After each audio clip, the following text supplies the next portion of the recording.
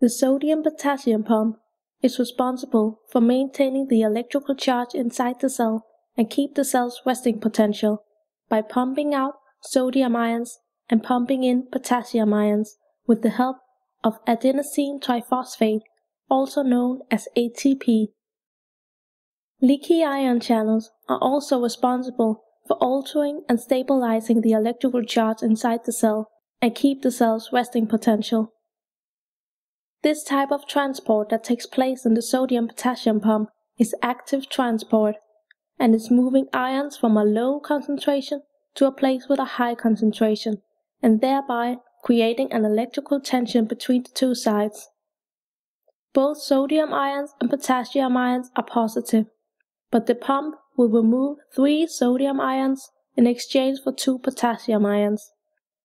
This will make the environment on the outside much more positive and create a voltage difference of minus 70 mV, which is the cell's resting potential in its non-activated state.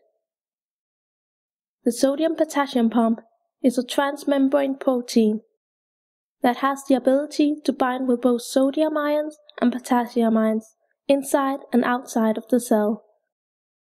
When 3 sodium ions are attached to the pump, an ATP will bind to the pump and lose 1 phosphate and instead becomes an ADP. The phosphate will stimulate the pump to change shape. The pump releases the sodium ions into the extracellular space.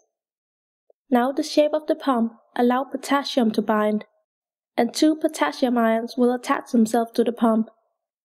The attached phosphate will then let go of the pump, which will cause the pump to go back to its original shape it had before. And then potassium are released into the intracellular space.